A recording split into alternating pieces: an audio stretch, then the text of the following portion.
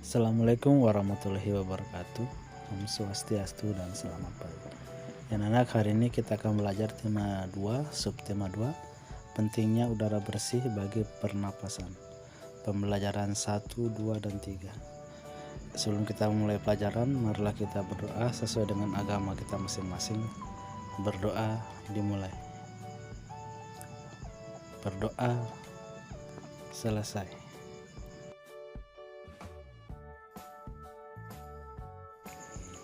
Ya, sekarang kalian amati gambar di bawah ini ya. Apa yang dialami oleh ketiga anak pada gambar? Ya, ketiga anak pada gambar di sini itu sedang menutup mulutnya ya. Ketika berjalan di jalan raya ya. Nah, mereka menutup mulutnya atau hidungnya karena udara di situ tercemar ya, tercemar oleh asap kendaraan, mobil dan motor.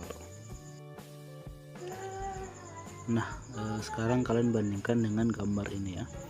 Nah, di sini udaranya bersih sehingga banyak mengandung oksigen dan baik untuk pernapasan karena tidak mengandung zat racun atau bibit-bibit penyakit. Jadi jika udara yang kita hirup adalah udara kotor, maka pernapasan kita akan terganggu. Ini adalah beberapa faktor penyebab gangguan pernapasan. Yang pertama itu faktor fisik, yang kedua faktor penyakit, dan yang ketiga itu adalah faktor lingkungan. Oke, baik, yang pertama kita bahas adalah faktor fisik. Ya, faktor fisik ini merupakan faktor kelainan organ pernapasan yang terjadi sejak lahir sehingga menyebabkan gangguan pernapasan. Artinya ini adalah penyakit bawaan sejak lahir. Kemudian yang kedua itu faktor penyakit ya. Ini ada beberapa penyakit yang menyebabkan gangguan pernapasan. Yang pertama influenza disebabkan oleh virus. Kemudian penyakit tuberkulosis atau TBC itu disebabkan oleh bakteri Mycobacterium tuberculosis. Kemudian flu burung yang disebabkan oleh virus H5N1.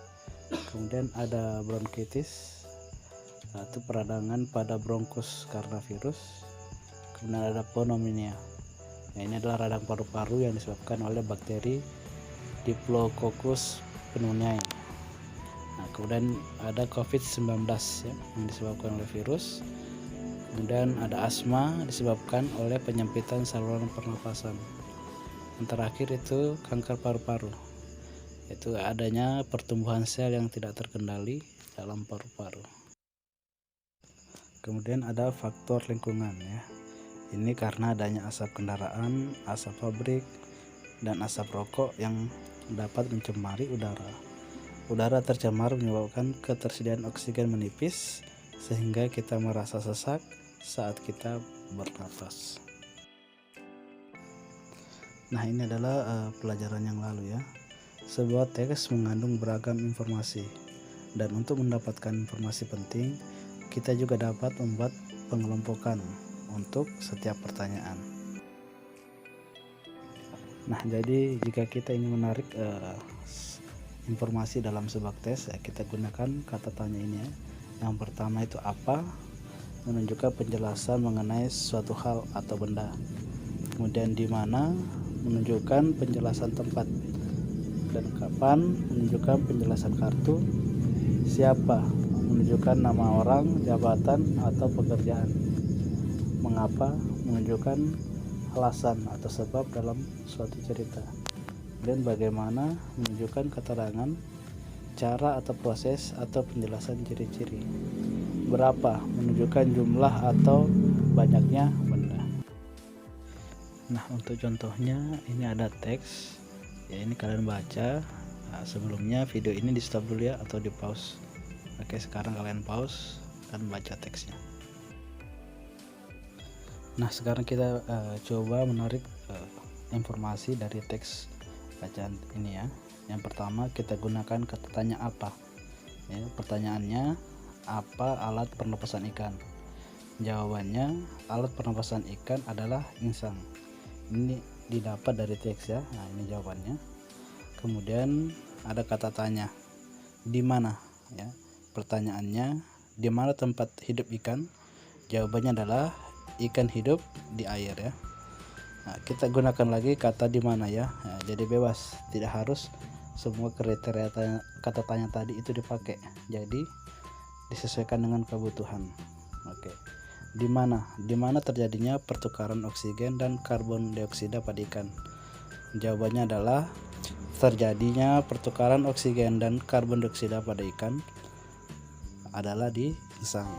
Kemudian bagaimana proses masuknya oksigen pada ikan? Jawabannya, mula-mula air masuk melalui mulut ikan, lalu mulut ikan tertutup dan air akan mengalir ke bagian insang yang terbuka. Kemudian kapan air keluar dari tubuh ikan? Saat bernapas ya, ketika mulut ikan tertutup, air mengalir ke bagian insang yang terbuka.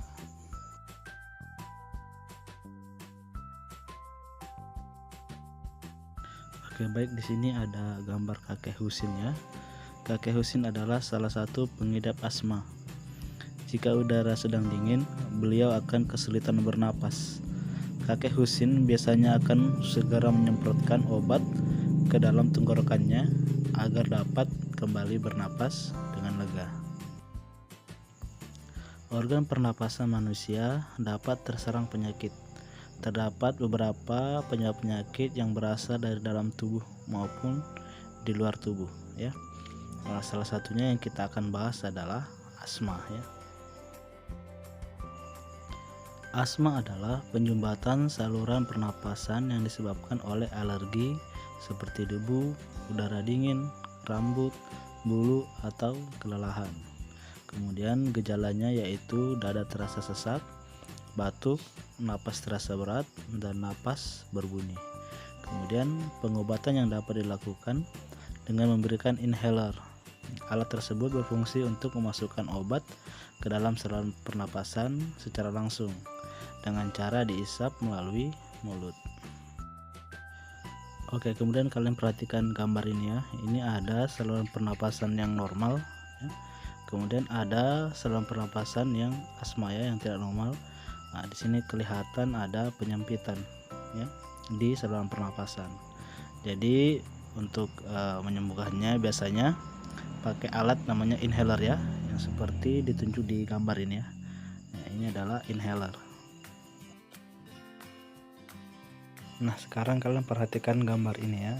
Gambar ini adalah beberapa tarian khas dari Indonesia.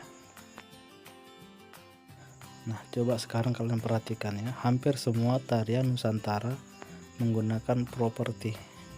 Properti tari adalah segala kelengkapan dan peralatan yang digunakan ketika pertunjukan tari. Properti tari merupakan salah satu unsur lengkap dalam sebuah tarian. Nah, kemudian ini ada fungsi properti tari. Yang pertama itu adalah penari dapat menyampaikan ide dan makna gerakan dalam tarian agar mudah dipahami oleh penonton. Kemudian fungsi kedua itu pelengkap busana tari. Kemudian yang ketiga itu menghidupkan karakter tokoh yang dibawakan. Dan yang terakhir itu adalah menambah kegiatan dalam tarian. Nah, kemudian ini ada beberapa jenis properti tari ya. Ada jenis senjata dan jenis lainnya. Oke, yang jenis senjata itu berupa pedang, keris, tombak, rencong, busur, anak panah, dan sebagainya. Kemudian untuk jenis lainnya itu seperti topeng, piring, selendang, payung, lilin, tongkat, dan lain sebagainya. Nah, ini adalah contoh properti dalam sebuah tariannya. Yang pertama ini adalah tari topeng ya. Propertinya itu berbentuk topeng. Kemudian yang kedua ini adalah tari gambyong, yang propertinya adalah selendang. Dan yang ketiga ini adalah tari piring ya, yang propertinya adalah piring.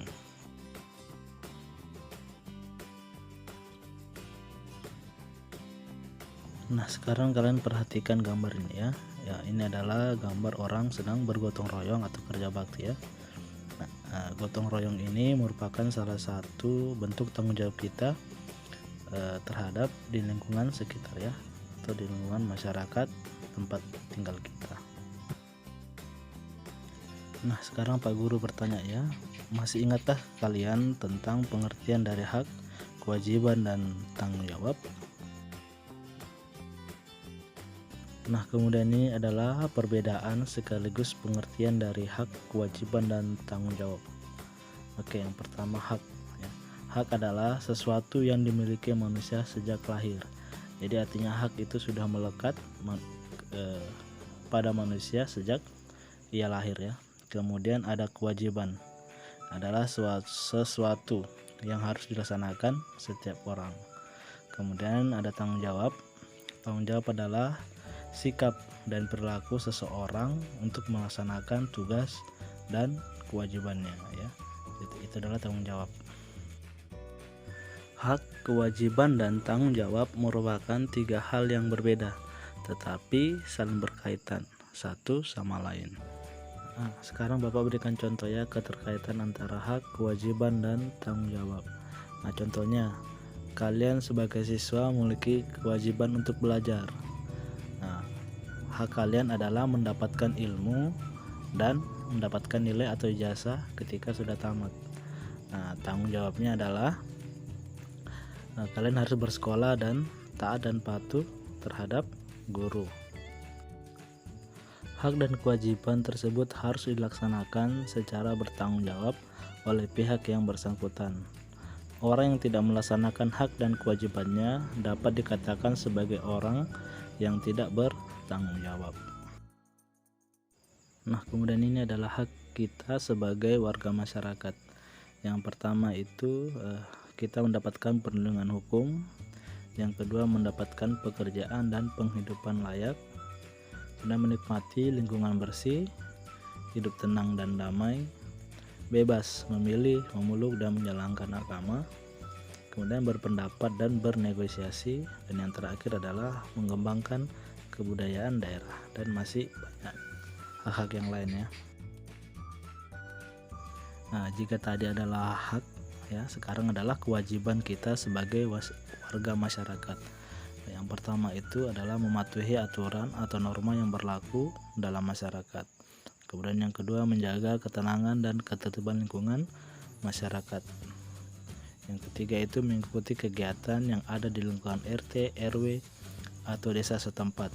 Misalnya kegiatan kerja bakti, gotong royong, dan musyawarah warga masyarakat setempat. Kemudian menghormati tetangga di lingkungan tempat tinggal. Kemudian membantu tetangga yang terkena musibah, dan yang terakhir adalah menjaga kebersihan lingkungan tempat tinggal kita ya, dan masih banyak yang lain. Oke, kemudian kita akan membahas tentang jenis usaha ekonomi ya. Nah, itu dibagi menjadi dua. Yang pertama itu usaha ekonomi perorangan, kemudian yang kedua adalah usaha ekonomi yang dikelola kelompok. Ya, kita lihat usaha ekonomi perorangan ya. Ini adalah usaha ekonomi ini memiliki modal terbatas dan biasanya dikelola secara sederhana. Kemudian yang kedua adalah usaha ekonomi yang dikelola kelompok. Ya, usaha ekonomi ini dikelola secara bersama, baik modal, pengelolaan maupun keuntungan ya. Nah, kemudian ini adalah contoh usaha ekonomi perorangan dan kelompok. Oke, yang pertama itu usaha ekonomi ya. Contohnya itu usaha pertanian, usaha perdagangan, usaha jasa, usaha industri kecil. Kemudian ada usaha ekonomi yang dikelola oleh kelompok. Ya, contohnya itu adalah firma, persekutuan komanditer atau CV, ada perseroan terbatas atau PT, kemudian ada badan usaha milik negara atau BUMN, dan yang terakhir adalah koperasi.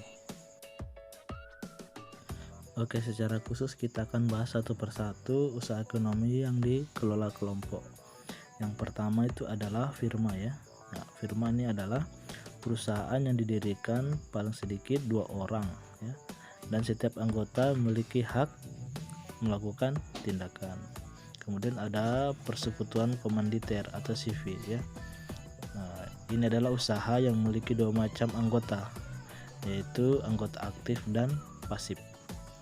Ya, anggota aktif berperan dalam menjalankan roda usaha, sedangkan anggota pasifnya itu bertanggung jawab dalam pemberian modal usaha. Kemudian ada perseroan terbatas, ya. Perseroan terbatas adalah perusahaan yang modalnya dihimpun dari beberapa orang dengan cara menjual saham, ya.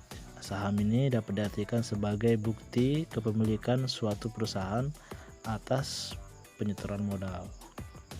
Kemudian pemilik saham memiliki kewenangan terhadap perusahaan tersebut dan berhak mendapatkan laba perusahaan. Oke, kemudian ada badan usaha milik negara atau BUMN, ya. BUMN ini adalah sebuah perusahaan yang seluruh atau sebagian modalnya dimiliki oleh negara, ya. Kemudian BUMN dapat berbentuk perusahaan umum atau perum dan perseroan terbatas atau PT, ya. Kemudian ada yang terakhir itu koperasi. Koperasi merupakan usaha bersama berdasarkan asas kekeluargaan. Nah, di dalam koperasi semua anggota wajib membayar simpanan pokok dan simpanan wajib. Contoh koperasi adalah koperasi unit desa atau KUD dan koperasi sekolah.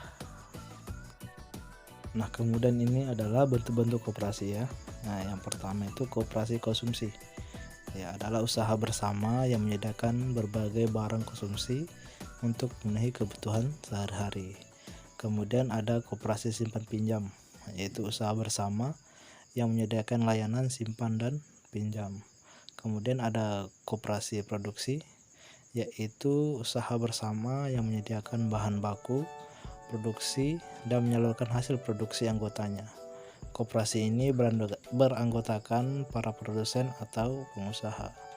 Kemudian ada koperasi jasa, ya, adalah usaha bersama yang menyediakan layanan atau jasa tertentu bagi anggotanya. Kemudian yang terakhir itu adalah koperasi serba usaha, yaitu usaha bersama mengelola berbagai jenis usaha. Misalnya pindahan barang konsumsi, simpan pinjam, penyediaan bahan baku, dan penyaluran hasil produksi.